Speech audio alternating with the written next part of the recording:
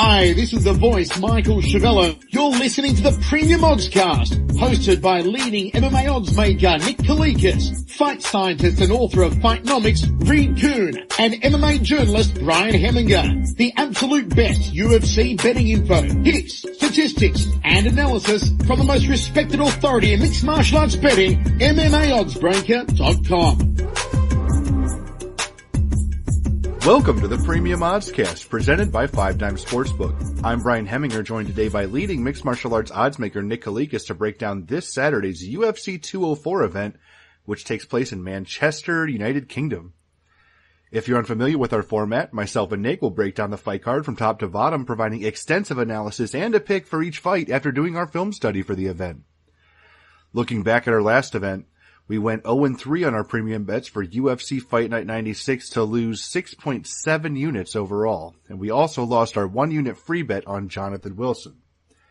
Back to the present, UFC 204 features a 12-fight card in total and will be aired on UFC Fight Pass, Fox Sports 1, and pay-per-view this Saturday night. Let's dive right in. Now, kicking off the preliminary card on Fight Pass is a lightweight contest between Łukasz Sajewski, who is 13-2, and Mark Diakiese, who is 9-0.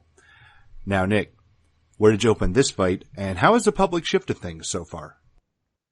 I opened Diakiese minus 185 to come back on Sajewski at plus 145. Public did bet Diakiese up. He's currently minus 210 at our sponsored sportsbook, 5dimes.eu, and Sajewski is currently at plus 175.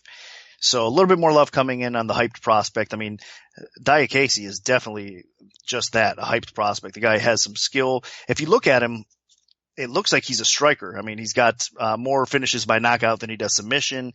And if you look at his last 2 performances, he's won against decent competition outside of the UFC fairly quickly. I mean, those knockouts were beautiful. I mean, he has that kind of special talent, that athleticism. And more than that, he's not really a striker. I mean, the guy has a grappling-based background, a wrestler, grappler. He's got some decent BJJ. He's got some decent takedown ability. And again, I think he's more of an athlete than anything else. So he's a well-rounded, hyped prospect that's only getting better. Early on in his career, he definitely had a little bit of a padded record. He didn't face a lot of tough competition. But in his last 3 fights now, he definitely had to step it up, and he's performed better and better with each fight. So Diakiese is definitely one of these guys you got to keep an eye on, and that's why people are betting him up. I mean, because the guy seems like he's a well-rounded talent that is going to do a lot of good things in the UFC. But Sajewski, on the other hand, he's not bad. I mean, I understand that he had back-to-back losses to start his UFC career. You know, unfortunately for him, he fought good competition. Hine and Burns were 2 guys that you can definitely understand losing to. I mean, Hine beat him by decision, a competitive decision, but Hine deserved to get the nod. Then he was actually doing pretty good in his last fight against Burns, but towards the end of that round with about a minute left to go or so, Burns really stepped it up and was able to finish him by submission. So Burns can finish most, though, if he gets to the ground by submission. So again, I don't think you have to really look at those fights for Sajewski compared to this fight. This is a new fight. He is stepping in on short notice, so cardio concerns might be a little bit of an issue, although he seems to be in pretty decent shape all year round. He's one of those fighters that stays in decent shape. And again, I mean, that loss to Burns was by submission. I don't think it took a lot out of him, so I think he's not going to be that bad off as far as cardio goes for this fight. I think he should be okay, and he should be the biggest test of Diakiese's career thus far. So this is not an easy fight. That's why I don't necessarily agree with the people that are betting this up a little bit, even though I see what Diakiese has. Again, he's a pretty good athlete. He has a lot of explosiveness, a lot of power on his feet. He's got good submission, his finishing ability on the ground as well. But he's still raw. I mean, he still does make mistakes on the ground. If you can kind of weather that initial storm for him, you can get him to the ground, maybe take his back, get top position, control him up against the cage a little bit as well. All things that Sajewski is going to be able to do in this spot, I think. So it's one of these fights that I think everybody's going to kind of underestimate Sajewski, but I think he's going to be game and possibly could pull off this upset win. I am going to go with the favorite here, though. I do see more of an upside for Diakiese in the spot, so I'm leaning slightly his way in a pure pick perspective, but I do think it's a dog or pass situation. There's no way I put my money on the favorite here. I think that Sajewski is actually going to be able to perform a lot better than most of us think. So a close competitive fight on the scorecards is what I'm thinking is going to happen. If there's a finish along the way, I wouldn't be shocked, but I do think that both these guys can kind of weather the storm against each other and probably have one heck of a competitive fight. So my official pick is going to be Diakiese to get the W here. I think this fight will be pretty competitive. Especially because Sayevsky is definitely a little bit better than people give him credit for. I mean, UFC debut, he didn't look that great. He looked flustered on the feet. Nick Hine had a really great stick and move game plan that he worked beautifully, and he was able to thwart just about every takedown attempt as well. Second time around, Sayevsky took a whole year off to face Gilbert Burns, and he came in, he looked better. His hands were a little crisper, his footwork was better. He actually rocked Burns on the feet at one point, but just never quite threatened the finish enough. And eventually he got rocked on the feet and then finished on the ground. So that's the big problem here is, Sayevsky is a pretty good grappler with okay hands. And he is still just 25 years old, so he's definitely improving every time we see him, but I don't know if he is improving enough to win this fight, mainly because he's taking it on short notice, as Nick mentioned, and he's facing someone that it seems like the UFC definitely wants to get behind in Mark Diakiese. Diakiese is just a beast. I mean, he is so athletic. He has good size for the division. Diakiese is going to have a couple inches in height and reach on Sayevsky. And Diakiese is somebody with a lot of power and explosion in his strikes. Now, Diakiese overall is not an amazing striker. He's more of a guy that will just look to take you out early. His last two fights, he actually won them both on the first punch he connected with. And, just one huge overhand right landed in both fights and then it was over. Combined, I believe it was a minute exactly, both of his title defenses in Bama. Now, Diakiese, on top of having a lot of one-punch power, he throws pretty decent kicks. Nothing crazy, but he does throw them very hard. So Sayevsky will have to look out for that. Doesn't want to get worn down with some leg kicks or anything. And Diakiese, for the most part, he actually is a bit of a grappling focused guy. He has overall pretty solid scrambling ability, really good takedowns, whether it's with body locks or with a double leg. He can just explode forward and get him. But I don't think he really wants to screw around too much in the grappling department against Sayevsky, because I think he's asking for it a little bit. And overall, I think the stand-up is where Diakiese is going to shine here. Not because he's an amazing technical striker, but because I think he just has that speed and explosion to get in with that big power right hand and connect on Sayevsky before Sayevsky can react to it.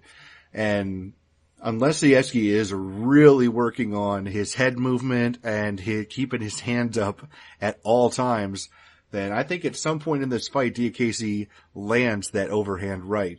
And especially because Gilbert Burns landed it twice, and he is not as quick or as powerful or as overall dangerous on the feet as Diakiese is capable of being. So I'm going to side with the UFC newcomer here in Diakiese. I think Sayevsky will give him a fight, but at some point that right hand is going to connect. So my pick is going to be Mark Diakiese. Now, sticking with the lightweight division, we have Leonardo Santos, who is 15-4-1, taking on Adriano Martins, who is 28-7. Now, Nick, what's the MMA oddsmaker's perspective on this one? Hyping Martins minus 350, the comeback on Santos at plus 250. This has been bet down quite a bit. It's now Martins minus 220. The comeback on Santos is plus 180. So a lot of support coming in on the savvy vet. Santos here in this spot. Man, I'll tell you what, I understand a little bit because Santos is known for his grappling. I mean, his BJJ is off the hook. He's definitely one of the better jiu-jitsu practitioners in all of MMA. I mean, that's how good his ground game can be. But the point that everybody's betting him is not really based on the ground. It's based on his improvements as a striker. I mean, he's definitely made some huge improvements in that area. I mean, look at his knockout over Lee recently. Even before that, you could tell his hands were getting a little better. He's getting more confident. He's coming forward a little bit more. So he's not your slouch on the feet either. So I think a lot of people out there are expecting this fight to be fairly competitive, even with Santos being the grappler, actually keeping it upright and being able to land on Martins. Because one thing you can say about Martins, his defense striking is not the greatest. He keeps his hands low for sure. He's been tagged a few times. Obviously, he's been knocked out a couple times throughout his career as well. But that being said, I still think that Martins is the better striker. He's the more dangerous striker. He's got more pure power. He's got really good timing with his punches as well for his counter striking. And then when it comes down to it, I believe that he is the better wrestler, and he's not probably going to get submitted by Santos because his jiu-jitsu is pretty decent, at least decent enough to survive in this spot against Santos for sure. So both these guys are world class on the ground. Both these guys have definitely serviceable stand-up games, but I do believe Martin's power and his stand-up is just a little bit better than Santos. So it's a dangerous fight for both on the feet, I think more so than anything else, because both of them, again, defensively is a little bit of a concern. But I do think that Martins should be able to dictate and control this fight. I think he probably ends up, if it does go to the ground, on top. Santos does have a tendency to slow down a little bit more as the fight goes as well. So really, I do kind of disagree with the early action because I just think stylistically it is a bad matchup for Santos because outside of maybe catching him and knocking him out, I don't know how he wins it. I mean, if he doesn't accomplish the knockout, he's going to probably lose this fight either by getting knocked out himself or on the scorecards because Martin should be able to outpoint him. So expecting a pretty good fight. I understand and respect what Santos has been able to accomplish recently, but I still think that Martins is a better fighter. That's why I opened him a little bit higher, and I'm going to stick to my guns, and I think that Martins wins this fight, so he's going to be my pick. I definitely expect this fight to be competitive, but Martins does have the major advantages. Martins is, in my opinion, the more seasoned, polished striker. He has a little bit more pure knockout power, and while Leonardo Santos has an incredible ground game, Martins is no slouch there as well. So I think that Santos probably has an edge on the ground, but it's not so overwhelming that Martins won't know what to do if the fight hits the canvas. And Santos isn't exactly a powerhouse wrestler that can just drag this fight to the floor either. So I'm not really worried about the ground at all in this fight. I think for the most part, or maybe all of it, it will be a stand-up contest. Now, not to knock Leonardo Santos either on the feet, his stand-up is definitely improving. While he wasn't always the greatest stand-up striker, his last fight, he definitely showcased some serious improvements, not just in his technique, but in his power.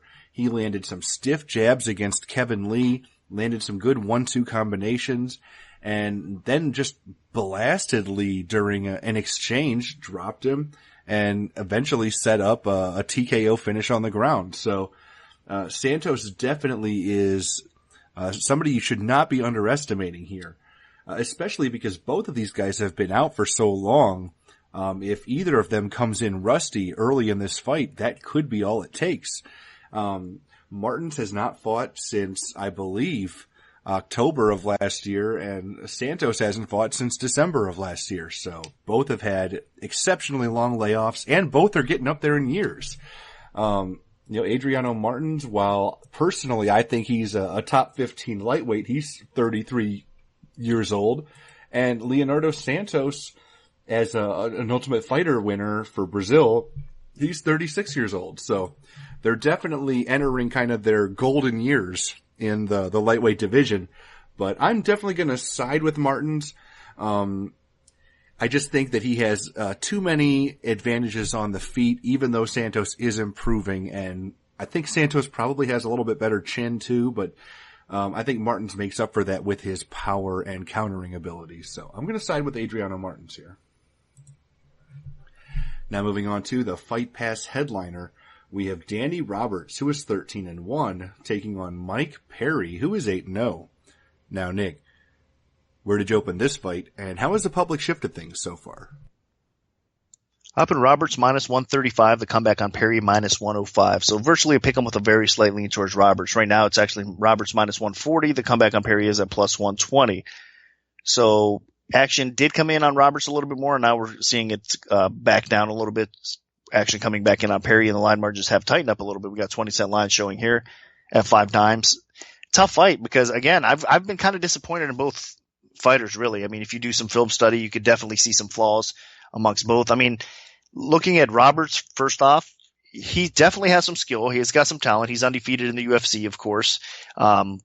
and he's looked okay, but honestly, he's been a little bit more disappointing. I mean, with the hype behind him out of the UK, coming in as a serious prospect. I mean, he did get a good win over Coy. That submission was pretty sweet. And then, of course, Dominic Steele, that was a hard-fought battle. He didn't get Steele out of there, and it ended up being, like I said, just a tough battle all the way through. And Steele is one of those guys that's kind of underrated. If you don't get him out of there early, you're going to be in for a fight. So not necessarily a bad W either. I mean, either one of those fights for sure. But still, if you look a little bit closer at Roberts, I mean, he has the ability to finish fights on the feet. He's got the ability to finish on the ground as well. He's got some decent takedown defense, decent wrestling. So there's a lot to like. It's just that he's missing something. I don't know what it is. If it's aggression, if it's speed, it's just, I don't know. It's disappointing because I think he could be even better with his skill set. I mean, he even has some size for the division as well. So I think he could be a little bit more dominant, and he's not. Maybe that's what's missing, in my opinion. He needs to just go out there and handle his business a little bit quicker. And he might in this fight, because Perry is one of these guys that's going to go 100 miles an hour for sure. He's dangerous. He's aggressive. Of course, we all know he's got a huge knockout power on the feet. He had a very successful debut win over Lim as an underdog. A lot of people actually were picking against him, but there were some bettors that came in on Perry as well, banking on the power against Lim's chin, and they got it. So I think that's Perry is definitely one of those guys that if he hits and lands flush on anybody at 170, of course he could put him out. He's got that much power. But his chin and his sub defense overall himself, or his defense overall, I should say, on the feet, is not very good. So he is hittable. He has been rocked in fights before, almost finished in fights before, if you look at some of his fights before the UFC as well.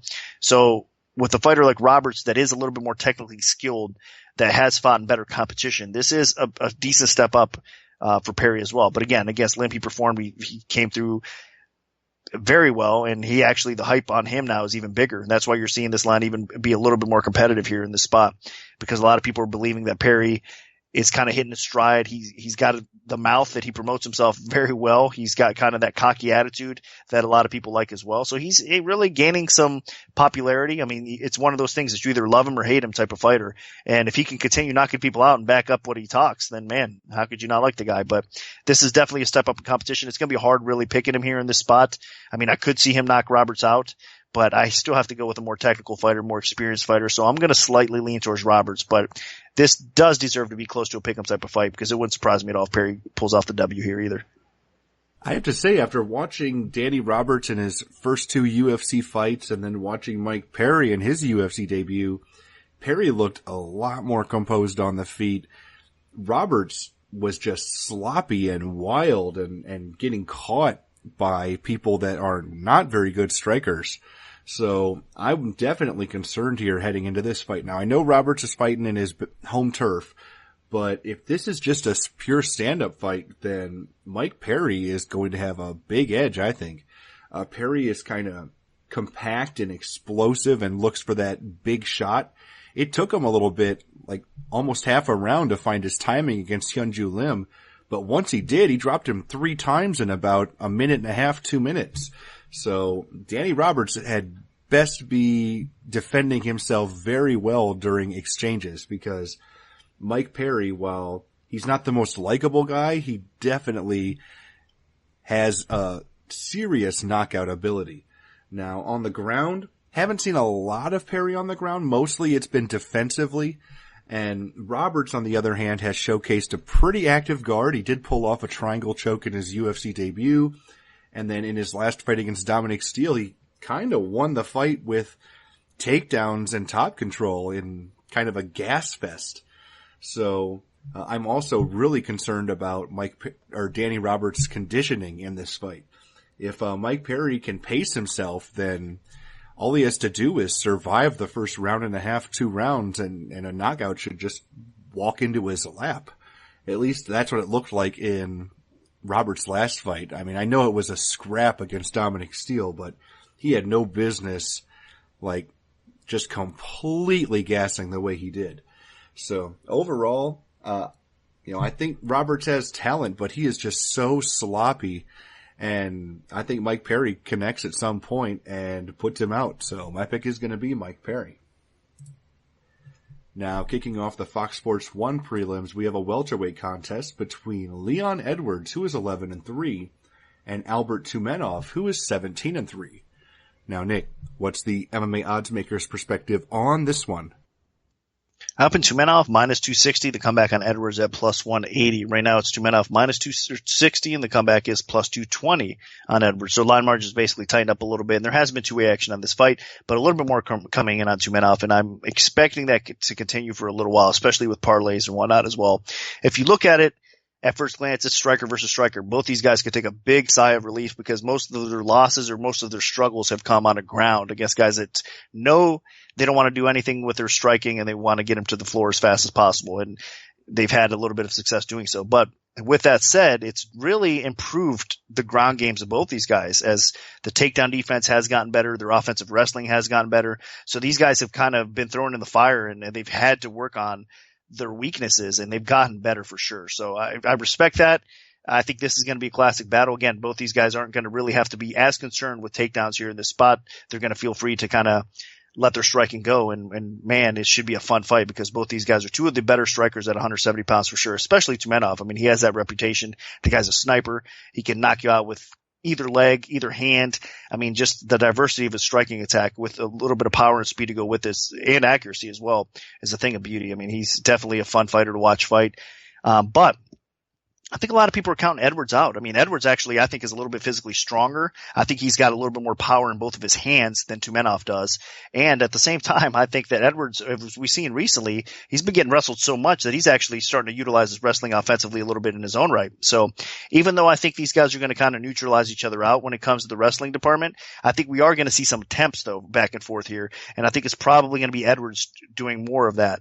Maybe mixing in a takedown or a little brief takedown. I don't think these guys are going to be able to control each other on the ground for long periods of time, but I do feel like that's where I guess the slight edge is going to lean me a little bit more towards Edwards in this spot because I think Edwards is going to be able to bully Tumenov a little bit up against a cage, maybe sneak in a quick takedown.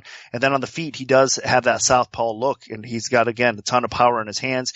And if you look closer, Tumenov, with some of his striking matchups that he's had, I mean, he's obviously had a lot of success, but he's been in some pretty close fights against, I think, worse strikers than Edwards. So Edwards is going to be game. I think he's going to hang in there. This fight, I mean, both of these guys are tough as nails. I don't expect them, honestly, to finish each other here. I think both of them can kind of survive, even though they got both outstanding offense that they're going to be dishing out. And if it does hit the scorecards, I really think that Edwards might have the slight edge, especially in the UK crowd. He's going to be kind of in his backyard. I think the fans, everybody's going to be behind him a little bit more. That's not necessarily going to hurt his case, and the judges, we just don't know. I mean, hometown advantage or not these days, you got to throw that out the window anymore. The judges are so crazy, so it might not matter at all, but it certainly does not hurt Edwards if it is a competitive fight, and I do think it will be a competitive fight. So it's one of those cases that I'm going to go against the grain. I'm going to go against everybody that pretty much thinks Tumenov has this fight and it's going to be kind of a walk in the park for him. I don't think so. I think Edwards is going to be very game on the feet. I think he is going to mix in a little bit of wrestling as well. So we're going to probably see a very competitive battle, and I think Edwards is going to come away with the W. So I'm going to go his way. The key in this fight for Leon Edwards is whether or not he does mix in that grappling, because Albert Tumenov, yeah, he's had some issues in the past in fights that he should have had on lockdown and wasn't quite able to dominate them the way we thought. But those were all against opponents that he was concerned about the takedown. Nico Mousasi, that was a bit of a competitive back and forth fight because Mousasi is better on the ground than Tumenov. Ildemar Alcantara was able to get some takedowns after getting just completely blasted early in their fight. And you could argue that Tumenov should have won that fight, but regardless, he didn't fight to his full potential because he was worried about the takedown. And then most recently, Gunnar Nelson.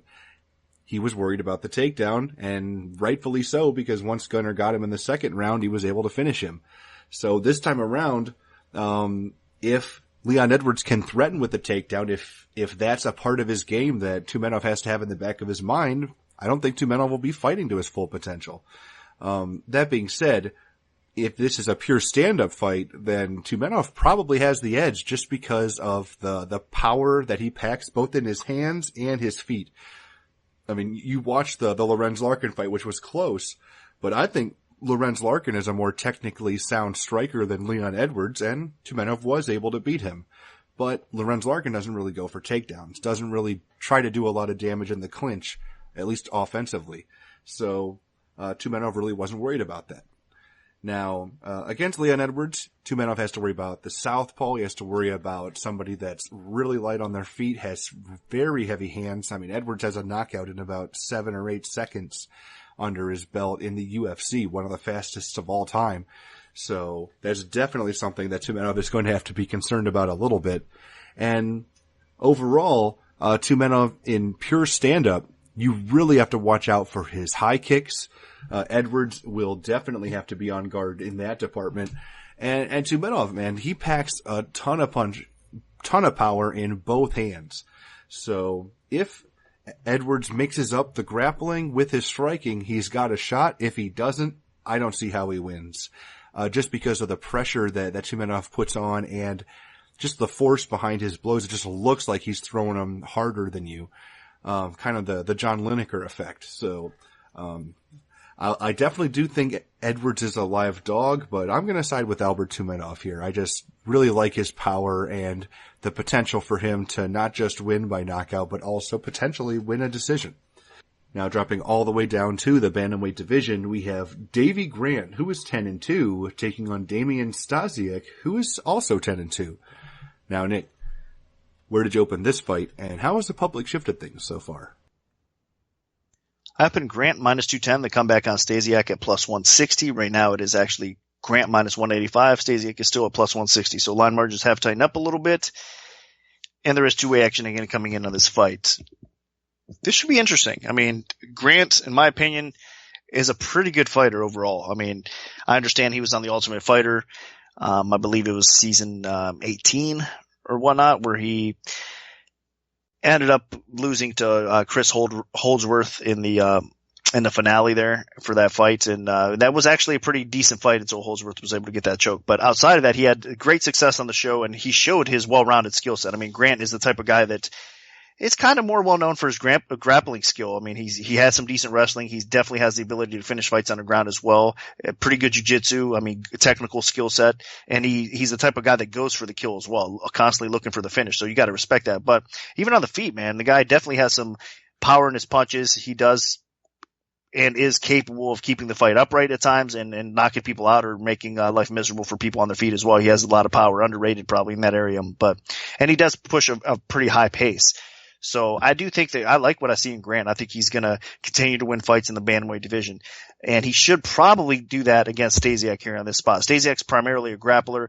His stand-up game is getting better. I just don't think it's up to par with Grant overall. And I think actually on the ground, Stasiak's going to have his best way to win this fight because I think he's a pretty smooth grappler. If he can avoid just not staying on his back for long periods of time and maybe scrambling out of a bad position, getting top position, getting his submission game going a little bit against a guy like Grant. Because Grant, even though offensively he does have good submissions, defensively there is still a little bit of concern. I think Stasiak on the ground is a little bit more defensively sound. So that's what makes this a little bit interesting because Grant does like to take the fight to the ground. If he does against Stasiak, that might not be the best idea because Stasiak is a pretty good grappler. Now, of course, a lot of people are going to point out the fact that Stasiak did lose to a guy like Meza on the ground, but Meza is actually a pretty solid wrestler grappler in his own right. I mean, that's what he does best as well. So, and that was, if I'm not mistaken, his Stasiak's UFC debut against Meza as well. So I'm expecting better competition, better everything from Stasiak. I mean, he rebounded since that loss and obviously has a win by submission in his last fight as well. So there's a lot of good things to like about Stasiak. I do think he's better than we're all estimating here. That's why the line's even competitive. But as far as matchups go, I don't know. I mean, I think Stasiak's going to really have to pull something out on the ground to get the W here, or just, from a bad spot, end up scrambling in top position or something like that, kind of grinding Grant out. And I think it's going to kind of be tough to do. So my official pick is going to be Grant. I just think right now he's probably the better overall fighter. And I think he does have a little bit more upside as well. So we'll see what Grant can do. But for this fight, I am picking him. Stasiak is definitely dangerous. And if Grant isn't careful, he could find himself on the losing end of a scramble. One thing Nick didn't mention was also in Stasiak's UFC debut, I believe it was in the featherweight division. So he kind of got out-muscled a little bit. And since dropping down, though, he's definitely fighting guys his own size. And he was able to get that first-round submission in his bantamweight debut in his last fight. Now, against Davy Grant, Grant is an excellent wrestler, solid overall grappler. He looked very good in his last fight against Marlon Vera, a fighter that didn't have very good takedown defense, that he was able to just kind of get on top at will and do some damage and win an easy decision. It definitely will not be as easy this time around. While Vera did have an active guard, he didn't have the overall grappling and scrambling ability that Stasiak possesses. So I think this fight will be considerably more competitive on the floor, and I do expect it to go to the floor multiple times. And on the feet, Grant is aggressive. He pushes a high pace. He definitely lands way more strikes per minute than Stasiak on the feet. But Stasiak, he kind of has that karate style a little bit of a background there. So you do have to watch out for, those one-off shots that Stasiak is potentially able to throw. That being said, I expect Grant just to be the aggressor on the feet and push a pace and win stand-up exchanges. And on the ground, it should definitely be competitive. It could honestly go either way on the floor. We really won't know for sure until we see both of these guys in action. But that being said, I think Stasiak is going to be fueled a little bit by the home field that'll be cheering him on. And I expect him to not just win, but potentially win impressively. Now, sticking with the bantamweight division, we have Ian Entwistle, who is 9-3, taking on Rob Font, who is 12-2. Now, Nick, what's the MMA Oddsmaker's perspective on this one? Up and at Font minus 305, Entwistle plus 225. Right now, it's actually Font minus 300, Entwistle is plus 250. Was a little bit action early on Entwistle. Now it's coming back towards Font. Line margins have tightened up here as well. So two-way action on this fight. It's pretty clear cut, I think, here. We're not going to spend a lot of time on it. I mean, Entwistle needs to get this fight to the ground. And once on the ground, obviously he's got a chance against most people because especially his leg locks and his submission, his knee bars and that sort of thing. I mean, it's very impressive. And I mean, once he gets your leg, you're pretty much done. I mean, you don't want to get to that spot. So Font is going to have to be very cautious as far as Entwistle trying to get this fight to the floor. And if he is on the ground, he's going to have to try to scramble out and get back out of there as fast as he can and back to his feet. Where on the feet, Font is going to punish Entwistle. I mean, Font has underrated striking, to be honest with you. I know against Lineker, I was actually surprised that Font looked so bad, but you got to credit Lineker for that more than anything else. But Font is better than what he showed against Lineker. It just didn't obviously happen in that fight. He's got nasty power in both hands.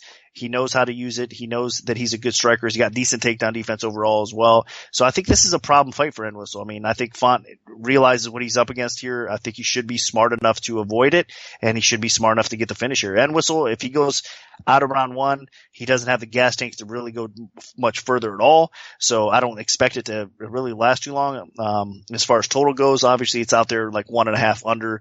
Pretty large on the under, like 1.5 under to minus 210 right now. And I think that's fairly accurate because it's going to be hard to imagine Entwistle going 7.5 rounds with Font, or vice versa. If Entwistle wins, it's probably going to be fairly quickly. So this fight is not going to go very long. And I think it's because Font's going to eventually catch Entwistle and knock him out. So Entwistle's a dangerous guy. Got to respect him, but I think Font's going to be a little bit too much for him here. There's not much else to say about Ian Entwistle fights. He is a do or die leg lock fighter. Either he drops down onto the canvas and wraps your leg up and forces a tap in the first minute or two, or he loses. And he usually loses very convincingly, usually while complaining about his opponent being greased and then just getting repeatedly tagged in the face until the fight's over.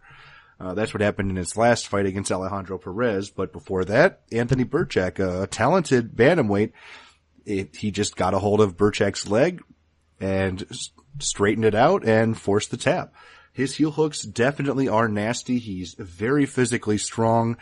He's kind of like the bantamweight version of Husumar Palhares. It's just like Palhares, if the heel hook doesn't work, he's in trouble. And it's crazy. Ian Entwistle has never been out of the first round, whether in victory or defeat.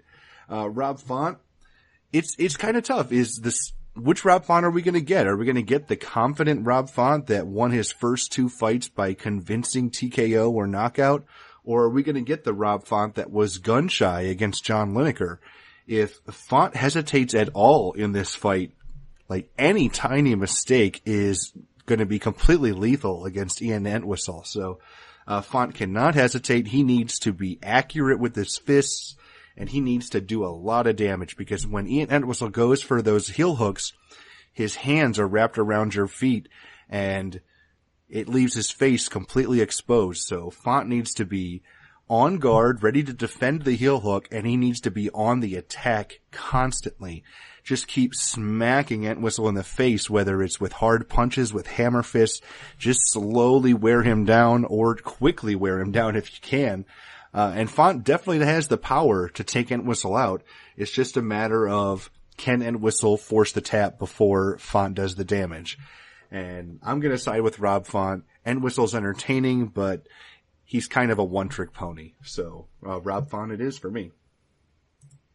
Now moving on to the preliminary card headlining bout.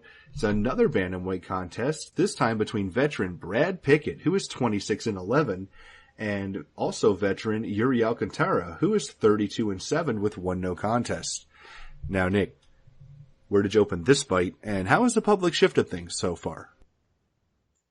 I opened Alcantara -130, the comeback on Pickett at -110. Right now, it is currently Alcantara, the favorite still at -160. Pickett is at +140, looking over at 5dimes.eu. So people coming in on Alcantara, I understand it. Again, Alcantara, there's been a ton of hype around him for a long time. I think he's actually underperformed. I mean, with the ability the guy has, he's got length for the bantamweight division.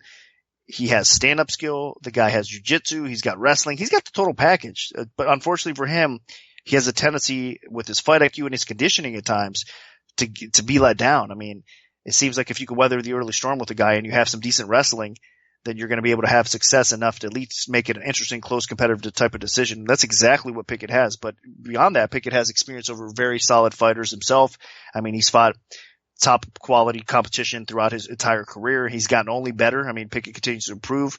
Both these guys are getting up there a little bit. I believe Pickett's 38 and Alcantara's 36 years old. So both these guys are definitely not on the younger side of things. I mean, we'll see how much longer they can go. So this is an important fight for both of them to continue their careers moving forward, at least in being a little bit more successful. I think we are going to see a good fight. I mean, outside of, I just mentioned Alcantara having all that skill in every area.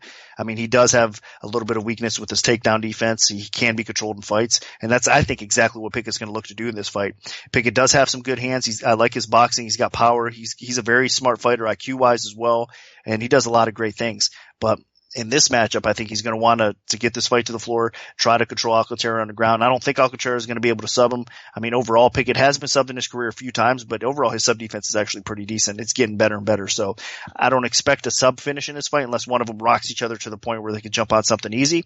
So I think that kind of is a scratch. And I think it really does come down to who's going to out-grapple the other person. I think it's probably going to be Pickett, maybe not in the first round, but maybe round 2, round 3 as it goes. I think Pickett's going to get to opposition a little bit more often. So a competitive fight I'm expecting back and forth. I mean, it really should play out in all aspects of a true MMA fight, but I do lean a little bit more towards the underdog Pickett. I think again, in his home crowd, his hometown behind him a little bit more, he's going to be, I think, extra motivated to get the W there. If it hits the scorecards, it's not necessarily going to hurt him either, being the hometown guy. I think that might, kind of sway things for his favor a little bit as well. So there's a lot of good things to like about Pickett in this spot. And I mean, both these guys, again, have an important fight in front of them. They got to get the W here to stay relevant in the bantamweight division. And I think it's probably going to be Pickett getting it done. So expecting a good fight of the night type of contender, but I do think Pickett's going to come away with a win here. Yeah, this is definitely a battle of bantamweight veterans. Both Pickett and Alcantara are clearly in their golden years in the bantamweight division, being in their mid to late 30s. And that's definitely usually a disadvantage. When you get older, your reflexes get worse, your chin's worse, the power's still there, the experience is there, you still got your crafty tricks, and you still have the instincts. But there are definitely some serious disadvantages, and it's shown for both guys. Alcantara has had issues with his conditioning repeatedly in his career, and Pickett, while he's always been one of the more entertaining and exciting fighters, he definitely has had his chin tested a lot more as he's gotten closer to the end of his career. And heading into his last bout against Francisco Rivera, he was even talking about potentially retiring if he lost that fight. So he was able to win a decision, staved off retirement. So that's always a bit of a concern when you have fighters talking about retirement before fights. So that I'm definitely worried about that a little bit. But overall, Pickett actually is a pretty good matchup here. Now, Alcantara obviously has a lot of pure punching power, so if he connects with something real clean against Pickett, he can do some serious damage. But for the most part, Pickett should be a little bit more technically sound. Pickett has really good overall boxing. I mean, he was piecing up guys like Thomas Almeida in their fight with, crisp uppercuts, had his opponent in serious trouble. So, Pickett definitely has overall excellent boxing ability. He just has to be a lot more mindful of his defense at this age and with his chin starting to go a little bit. Now, on the ground, Alcantara is excellent on the ground too. Has a very aggressive submission game, but I think Brad Pickett is just as good as Alcantara on the ground with probably a little bit better overall offensive wrestling. So I think Pickett can potentially mix this up enough, and especially if the fight gets out of the first round, which it likely will as long as Alcantara doesn't knock Pickett out right away. I can see Brad Pickett just grinding this one out, whether it's doing his thing on the feet to outpoint Alcantara or getting some takedowns and working over Alcantara a little bit on the canvas. So I think Brad Pickett still has enough guile in him to pull this off, so I'm going to pick him as well. Now moving on to the pay-per-view main card. We're kicking things off with a featherweight matchup between Mirsad Bektic, who is 10-0, and Russell Doane, who is 14-6. Now, Nick, what's the MMA odds maker's perspective on this one? I opened Bektic minus 705, the comeback on Doane at plus 435. And right now it's actually been bet up to minus 800 for Bektic. The comeback on Doane is now plus 500. So didn't open it quite high enough. Should have been a little bit higher. I mean, a lot of people are I'm sure there's some people that came in straight. This line was just opened a few hours ago too, so it's still relatively fresh. But I'm sure a lot of people are going to come in even at that 7-1 price and take it straight. And then obviously a lot of people are going to throw it in parlays as well with Bektic. I mean, Doane, he's actually a pretty good fighter, so seeing him at this price is a little bit surprising, I'm sure, to a lot of people that know what kind of fighter he is. And another guy that's really well-rounded and his skill set, he's a finisher. He's able to get the fight to the ground. He's got decent wrestling at times as well. Conditioning is a little bit of an issue. Of course, his chin is a little bit of an issue at times, even though he hasn't been knocked out officially. I mean, he's been rocked in fights a little bit before as well. And then, of course, his sub-defense, even though he's got that sub-offense that can definitely finish things quickly, his sub-defense is something of a concern at times as well. So Doane, unfortunately for him, he's run into a little bit of bad luck recently. He just hasn't been able to get on track and get the W's at bantamweight. And this fight's actually on short notice and at featherweight against probably a better fighter than he's faced thus far in the UFC. I mean, not even probably. It's definitely the case if you look at the competition that he's been through this far. So I do see potential in Doane as a bantamweight. And you don't want to give up on him quite yet. I mean, the guy can definitely win some fights there, but he is on a 3-fight losing skid. Now, again, he's moving up a weight class and facing Bektic, an undefeated prospect that a lot of people are very high on. They think that this guy is a potential title challenger, maybe even a future champion in the featherweight division. And it's hard to argue that. If you look at Bektic, he is a very complete fighter. I mean, on the feet, the guy has knockout power in both hands.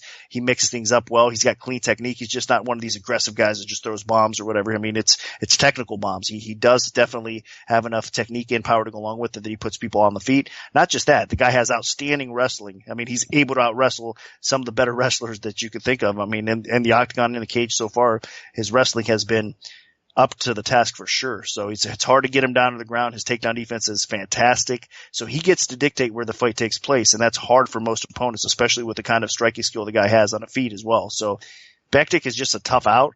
I mean, Doane coming in, stepping on short notice, you got to give him respect. I mean, the guy's a warrior for sure, up a weight class. He knows what he's facing with Bektic. There's no doubt about that. So he's doing the UFC a favor here. I don't think it's going to work out too great for him though, but he's got nothing to lose. I mean, he's in that spot where if he goes out here and pulls off the upset against Bektic, a lot of people are going to be kind of hopping on his wagon a little bit thinking, man, this guy did it. He beat a heck of a fighter. This guy's legit. He's going to get back on track, and maybe those 3 losses won't look as bad, obviously, if he gets a big W over Bektic. So nothing to lose because everybody's expecting him to get beat here, and he probably does, though. So that's the hard thing. I don't think there's any value on him as a dog. I obviously don't think there's any value on Bektic as a favorite at this price either, because you know what? Even if Bektic overall has looked pretty solid, I know he does get a bit chinny at times. I mean, he has been rocked before in fights, not just even the UFC fight that I'm talking about with Skelly rocking him with that illegal knee. I mean, if you look previously, he's been stunned in a couple fights as well. So, I mean, Bektic, it has a toughness, has the recovery time that it's probably not a big issue. And his chin, I'm not trying to say he's got a bad chin, but it's something that you do have to keep an eye on a little bit, because as he faces better competition, then that might come up again, and we might see what he's made of at that time. But right now against Doane, I don't think he has to worry about it too much. I think Bektic is the better fighter clearly in all areas, and he's probably going to get the job done here. So as long as he's careful, he should have no problem beating Doane in the spot. I'll keep this one sweet and simple. Mirsad Bektic, in my opinion, is one of the most complete fighters in the entire UFC roster. He has the wrestling, he has the striking, he has some power, he has submissions, he has the technique, you name it, he's got it. And Russell Doane's on a 3-fight losing streak as a bantamweight, moving up a weight class on short notice. The only thing going against Bektic at all in this fight is the fact that he hasn't fought in a really long time since his TKO victory over Lucas Martins, because he had a knee injury and had surgery.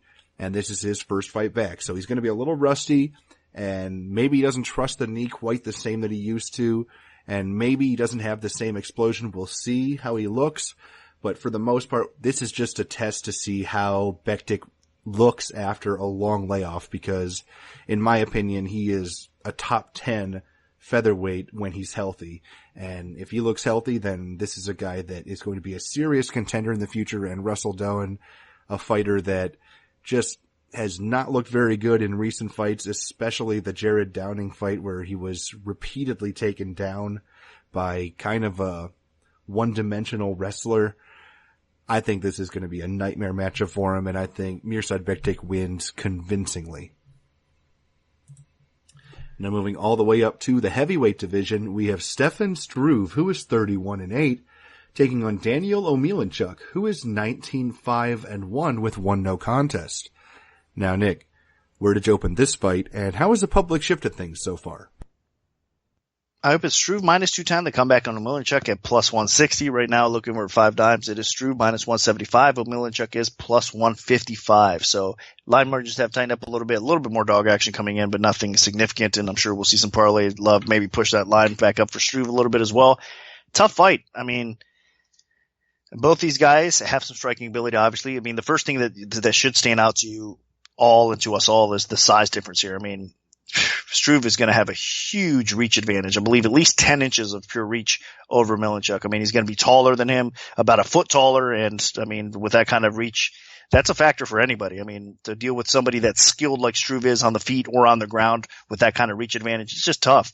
And Omielanczuk has actually looked pretty good recently. I mean, he's the type of fighter that at the beginning of his career, especially when he was suffering a few setbacks and losses, a lot of people were kind of thinking, oh man, this guy's terrible. Shouldn't he be in the UFC roster? But of course, he's rebounded since then, and he's actually won 3 straight, I believe. And he's looked pretty decent doing so. I mean, he showed us that he does have heart. He does have improving takedown defense. I mean, that's kind of what hindered him in the past a little bit as well. And he does have a little bit of power on the feet, so you got to watch out for it. He's not an easy guy to sub, so for Struve to submit him, I think is still going to be kind of a task. And I think he does have a little bit of underrated wrestling too. So Omielanczuk is game. If the size difference wasn't so huge, honestly, I would probably pick him to win against Struve, but it is what it is. I think Omielanczuk is going to be tested even in the wrestling department here. Struve gets on top on the ground. I mean, he's going to smother him. He does have the kind of skill that is going to be very dangerous for Omielanczuk on the ground or on the feet. I mean, the clinch game for Struve, the length, I mean, if he could keep him at bay a little bit in that aspect as well, he should have some success there. So I think it's Struve's fight to win or lose. I mean, I really don't trust his chin all the way, obviously. I mean, Omielanczuk is going to have to really test that chin out to get the W here and possibly put him out, but it's going to be a hard task for him to do that. So I wouldn't lay the juice on Struve. I wouldn't be shocked if Omielanczuk does maybe pull off a knockout win or something like that, or even maybe gets top position along the way, and who knows? I mean, if it does hit the scorecards, I don't expect it to, but if it does hit the scorecards, maybe we see a crazy decision or something like that. But overall, I mean, Struve is the better fighter, has fought the more experienced fighters. He's going to have the size. He is the more technical fighter as well. So all signs indicate that he should win this fight. Just not a confident pick, but I'm going to go Struve's way. I'm a little bit more confident. I just think this fight kind of reminds me of Stefan Struve against Paul Buentello. Now, obviously, Buentello was a little bit of a step behind Daniel Omielanczuk, but not that much. Omielanczuk is a full foot shorter than Stefan Struve. He's going to be giving up 10 inches in reach. 7 inches in leg reach. I mean, if Stefan Struve can just keep him at bay, this is going to be a walk in the park for him. The problem is, will he be able to keep him at bay? Struve has always had a bit of difficulty keeping guys from getting inside and landing the big shot. Mark Hunt, a guy that's a similar build to Omielanczuk, was able to get in, crack him, blast him, knock him down, finish him. Same thing with Roy Nelson. But again, that was a little bit longer ago. Struve has started to kind of turn the corner, especially since he's been working with the Black Zillions and with Henry Hooft. He's kind of taken his striking to another level. I mean, now granted, this is Antonio Silva, but Antonio Silva was able to charge forward, and Struve blasted him with an uppercut on the way in and put him out in just a matter of seconds. So that was a very, very good improvement for Struve, kind of fending off a guy trying to get inside. Now, Omielanczuk, he's definitely tougher than Antonio Silva, has a much better durability. The problem is, he's not the greatest at closing the distance against bigger foes. I think if Struve can keep pumping that jab in his face, keep landing some heavy kicks, it's going to be a long night for Omielanczuk. And then to top that off, while Struve doesn't have an amazing ability to take the fight to the ground, he should also have a huge edge if this fight does go to the floor. Just with those long limbs, he can really wrap you up like a boa constrictor. So, for the most part, I think unless Omielanczuk lands just some big Hail Mary left hook, then I think Stefan Struve can win this fight relatively convincingly. He just has to avoid allowing Omielanczuk to get inside, and I think he should be able to do that. Now, moving on to the light heavyweight division, we have Ovince St. Preux, who is 19-8, taking on Jimmy Manuwa, who is 15-2. Now, Nick, what's the MMA odds maker's perspective on this one? I open OSP minus 170, the comeback on Manuwa at plus 130. Right now, it is OSP minus 155. Manuwa is at plus 135, so line margins have tightened up a little bit. Interesting fight for sure. I mean, because both these guys are known to be knockout artists for sure. I mean, both these guys have decent takedown defense, prefer to keep it upright and have a ton of power on the feet. Both of these guys are long as far as reach goes. So this is a dangerous fight for both guys here. I mean, OSP, I think, has especially recently, been in there with John Jones, with the likes of John Jones, wasn't finished by Jones. He's been on the rise a little bit as well. I know that he's fought Glover and was finished by Glover. He got a win over Shogun. It's just basically what I'm trying to say is OSP's been a little bit more impressive overall, and he's got a little bit more confidence. People think he does belong in that upper tier as far as light heavyweight division goes. And Manuwa is still yet to be determined. I mean, a lot of people do realize what kind of power this guy does possess on the feet. I mean, nasty knockout power. He is getting better. His cardio is getting better as well, because that was one thing early on in the UFC career of Manuwa when he first came in. I mean, cardio and conditioning was definitely an issue, and it still is a little bit, but he's definitely addressed it. He's the better fighter than he once was. So this is going to be interesting. I mean, honestly, it's going to be the first person that makes a mistake that probably gets caught and dropped first. So it could realistically go either way. I just have a little bit more confidence in OSP right now. I trust his chin a little bit more. And so I'm going to go his way, but man, this fight is just crazy. I think we could definitely see a knockout either way, and it could be a dog or pass situation here. I wouldn't lay the juice against Manuwa. I mean, that's the kind of power this guy has, and he deserves some respect. And the way these guys match up against each other, he could definitely pull off a W here. So, again, another spot, just like Struve. I think Struve does get the win here, and his fight, I should say, but I'm not that confident. With OSP, I could say the same thing. I think I'm going to pick OSP, just not a big confidence pick, because Manuwa obviously is going to be game, and he's going to be ultra dangerous. So I could realistically see this fight go either way. This is a bit of a tricky fight. Now, Ovince St. Preux definitely has experience and has competed better against better opposition than Jimmy Manuwa. But for the most part, both of these guys have come up short in all of their biggest high-profile fights. I would say now St. Preux does have a couple nice wins under his belt, like Shogun, but for the most part, when Ovince was matched in there against guys like Glover Teixeira, John Jones, Ryan Bader, basically 3 guys in the top 5, he lost all those fights. Jimmy Manuwa, same thing. He worked his way up in the UFC with a couple early victories with injury stoppages and stuff, but then he started getting matched against a bit tougher competition, and it didn't go so well for him. So I think this time around we're going to see, who can potentially take it to that next level. Manuwa, he lost to Gustafsson and Anthony Johnson. So, I think Ovince St. Preux, he is the more well-rounded of the two. If the fight does go to the floor, I expect Manuwa to be on his back and Ovince St. Preux to be in top position, hunting for submissions, maybe dropping some ground and pound. And on the feet, Manuwa, he does have a little bit more technique. St. Preux definitely has that surprise factor with good power out of his left hand, can mix in some heavy kicks, but he kind of sometimes lacks in killer instinct. Now, he's capable of big highlight reel finishes, obviously with, the Shogun knockout, with his performance against Patrick Cummins, but he doesn't always live up to that. I mean, I really thought that he was going to knock out Feijão, and he just could not. Even after he hurt him early, he just couldn't quite pull the trigger after he suffered a bit of an injury. So I think, honestly, if this fight gets in the clinch, Manuwa could potentially have an advantage. He fought pretty strongly in the clinch against Jan Blachowicz, who is a very good stand-up fighter overall.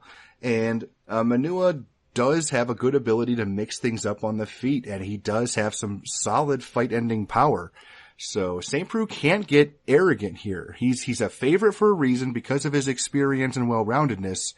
But if this turns into a pure stand-up match, then St. Preux is playing with fire a little bit. So I'm going to pick St. Preux, but I'm not insanely confident, mainly because this is in Manuwa's backyard, and St. Preux primarily has just been standing and trading in most of his fights, and that definitely could get him in trouble here. Now dropping down to the middleweight division, we have Vitor Belfort, who is 25-12, taking on Gegard Mousasi, who is 39-6-2. Now, Nick, where did you open this fight, and how has the public shifted things so far? Open Mousasi minus 350, the comeback on Belfort at plus 250. Right now it's Mousasi minus 335, Belfort's up to plus 275, so line margins have tightened up a little bit. Then again, another spot where they are getting two-way action on this fight. Man, Belfort being this big of a dog, I mean, outside of championship level fights or, title fights or whatnot, it's kind of surprising, but Mousasi is that good. I think he has been one of the best middleweights for a long time. I mean, he gets better fight by fight in most cases, it seems.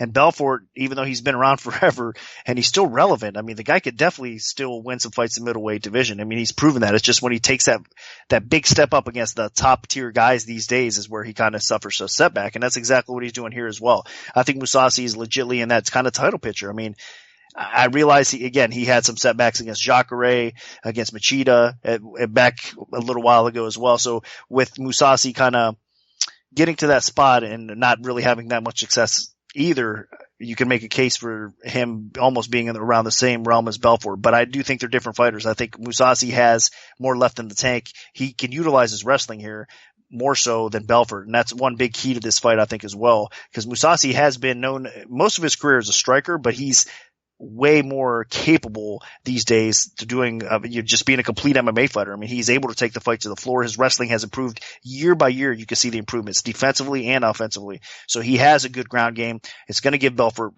problems, especially as the fight goes a little bit. And I think on the ground, even jiu-jitsu wise, obviously Belfort has a decent jiu-jitsu game. I mean, for crying out loud, he almost subbed John Jones, although that was one spot that all of us were a little bit surprised because Belfort primarily known for his striking, for his speed, for his power, and I think that's what's going to win him the fight if he wins here as well. It's not going to be a submission game. I think Mousasi, if there is somewhat of a sub or dominant position on the ground or something like that, it's probably Mousasi as well. Now on the feet, if for some reason Mousasi can't get this down to the floor, he has to be careful, because one thing that I don't like about Mousasi as of late is defensively at times, I mean, he does get tagged. I mean, we've seen Jacare tag him a little bit too before he was able to get the fight to the ground and get through that defensive Mousasi. And then, he's tough. Mousasi definitely has a decent chin on him, but still at this level with that kind of power and the power that Belfort also possesses. I mean, he's got to be careful. You don't want to take a lot of those shots. So Belfort does have a puncher's chance. There's no doubt about that. But I just think what's going to happen here is Mousasi probably gets it down to the floor, controls a little bit better. And again, also you can't count obviously Mousasi out on the feet either, because I think he is the more diverse striker in this spot as well. And I mean, he did bounce back and look really good after a setback to Hall. So Mousasi has a little bit of a point to prove. I know he's hungry to kind of earn another title shot along the way and get kind of, mentioned along the lines of guys that deserve a title shot or whatnot as well, at least. So I think he does get the job done here. I think that he also just made a case recently about something. He mentioned something like, how is this guy Belfort even ranked higher than me if I'm the favorite in the fight? And really, I don't think Belfort should be ranked higher than Mousasi either. So I think with this fight, with this victory, he takes that top 5 spot, and he'll probably earn that. So it is what it is. I think that Belfort is going to be game and dangerous, but Mousasi is the better fighter at this stage, and it should show come Saturday night. Yeah, I think we've seen kind of where Vitor Belfort stands in the totem pole of the middleweight division with his performances in recent fights. Now, obviously, he has those big wins over Michael Bisping and Luke Rockhold, basically the 1 and 2 in the division, and that's probably where all of the hype and the high rankings come from. But since then, he hasn't looked so great. Yeah, he has some wins over Dan Henderson, and we'll get to Dan in a minute. But sandwiched between those wins have been major, just dominating losses to Chris Weidman and Jacare Souza. Basically, Vitor Belfort, if he doesn't put you away with a head kick or with a flurry of punches early in a fight, he's probably going to get knocked out on the ground. He just has he's game on the canvas with an active guard, but it just seems like anytime that he gets put on his back, something bad happens. So, what I expect to happen here is this fight will probably be competitive on the feet because Vitor is capable of, such violence and quick bursts of it. But if Gegard Mousasi is smart, he takes his fight to the floor with his significantly improved wrestling that he has continued to showcase throughout his recent UFC run, and then just dominates Vitor on the canvas with a heavy ground and pound. And I just don't expect Vitor to be able to withstand it. And especially if this fight wears on, maybe into the second round, if it does go that far, I don't expect Vitor to last long at all. He just basically, right at this point, he seems like he has the 1 round gas tank to try to put his opponent away, and if that doesn't work, he's done. So, Vitor is going to be dangerous in the first minute or two, and if he gets put on his back at any point in that moment, it's over. So, I really think, Vitor is a little bit past his prime at this point, and I expect that Gegard Mousasi probably puts him away by knockout in the first round. So, my pick is going to be Gegard Mousasi. Now moving on to the main event of the evening, it is a rematch for the UFC middleweight title as champion. Michael Bisping, who is 30-7, defends his belt against Dan Henderson, who is 32-14. Now, Nick, what's the MMA oddsmaker's perspective on this one? I opened Bisping minus 240 to come back on Henderson at plus 180. Right now it's minus 230 for Bisping, and Henderson is plus 190. So line margins have tightened up again, and there is two-way action on this fight as well. Initially got bet up a little bit. Now we're seeing some action back towards Henderson. This is a tough one, man, because, Henderson, first of all, he shouldn't even, with all due respect to Dan Henderson, the guy is a legend. He's a UFC Hall of Famer for sure. One of the best all times in the sport. He goes up there with the likes of Randy Couture and those type of fighters, because what he's able to accomplish at his age right now, still being relevant at all, is amazing. He's a special breed of fighter that we're going to see few in a lifetime for sure, of guys like Couture and Henderson or whatnot. But that being said, Bisping deserves a ton of respect as well. But I'm saying Henderson does not deserve this title shot, because obviously he's just getting the shot because he does have a win, big knockout win, highlight reel knockout. One of the most devastating knockouts in UFC history, actually, especially with that follow-up shot after Bisping was knocked out already. It's just famous. He's getting that redemption opportunity Bisping is against Henderson. So that's the only reason Henderson is getting this fight. And the UFC was able to convince the fans that it was an okay match to make. So credit to them as well. And honestly, I mean, I don't think a lot of us mind it. I think it's an intriguing fight for sure. And I think most of us are going to kind of be pulling for Henderson in this spot to see him go out with a huge win, knocking Bisping out possibly again. And, taking home that title and then obviously forfeiting it because he did say it was probably win or lose is going to be his last fight and retiring on a high note. So a lot of us would like to see kind of a storybook ending for Henderson. But unfortunately for him, one time he had a pretty granite chin. I mean, it was hard. You could clip this guy. He was going to take it and he was going to probably knock you out. But he is getting tagged recently. He is getting knocked out. I mean, age, you can't really beat Father Time for long. So age does have an impact here, and Henderson's chin is definitely not the same as it once was. Bisping, on the other hand, he is fighting for redemption a little bit, fighting for a little bit more respect as well. A lot of people counted him out against Rockhold. I did. I was one of those guys. I mean, most of you guys probably that are listening did as well. Credit Bisping. He deserves to be the champion and where he's at right now because of all the work he put in. I mean, you say it was a fluke, whatever you want to say with Bisping. I know there's a lot of disrespect going out there, but the guy has put in the time, the guy has put in the work, and the guy deserves to wear that belt. Now, we'll see how long he keeps it, but this is a winnable fight for him because I do think, I mean, unless he doesn't realize he's got to circle away from the power hand of Henderson and gets clipped again, I mean, he should win his fight. I think his striking outcome or output is a little bit better. He can mix things up a little bit more. He's getting more confidence in his own right. I mean, right now, mentally, Bisping is the best he's ever been. And that could be scary for a lot of middleweights in the division, honestly, because he's got that confidence. He's got that swagger about him. And he's got the fight IQ as well. He's definitely an intelligent fighter. So a lot of good things to say about Bisping. I mean, I do have, like I said, a ton of respect for him because he deserves to be in this spot.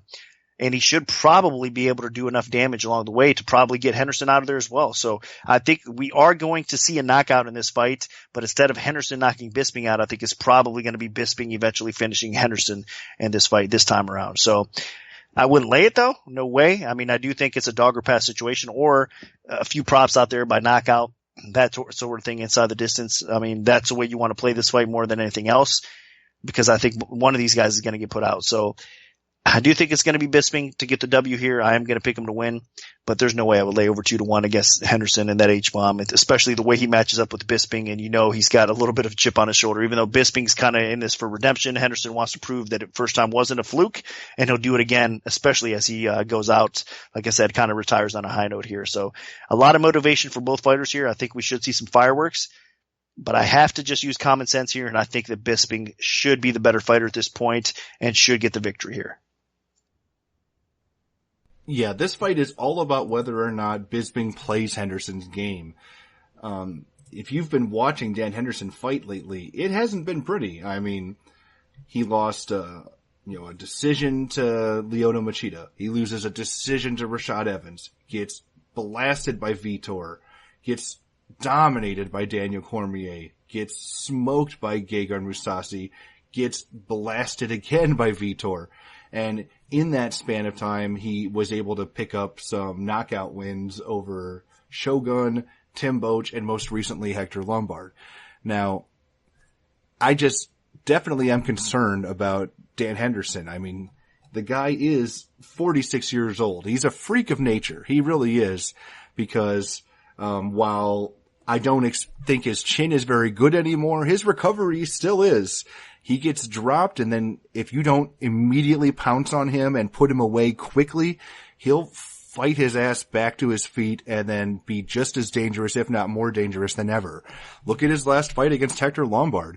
He rocked Hector Lombard early. Lombard hit him back and could not put him away. And then Henderson connects with a head kick and then just one of the more brutal elbows you've ever seen. And you have to go back and look at that elbow. It was just a perfect elbow thrown from a situation where he had landed the kick and he was almost kind of facing away from Lombard and just kind of back elbowed him right in the temple, put him to sleep. So, Dan Henderson, his finishing instincts are still as good as they've ever been. When he has somebody in trouble, he smells blood, he goes for the kill. His right hand, his right elbow, whatever you want to throw with his right arm, it is just as dangerous as it's ever been. So Michael Bisping definitely has to be careful here. Henderson just still has that kind of hunched over style where he just kind of stalking you down, waiting to land that big shot. And Bisping, on the other hand, is a lot more fluid, a lot more loose, a lot more working on the outside. I guarantee you in this fight, Bisping is not going to be circling to his left right into Dan Henderson's power. He is going to be circling to the right.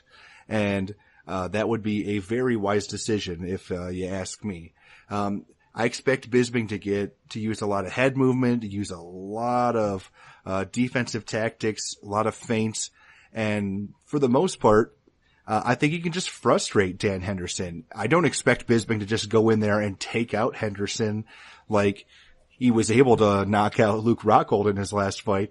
I expect this to get drawn out a little bit if Bisping's going to win it, and then maybe Bisping just wears him down and eventually picks up a TKO victory, maybe in the second or third round.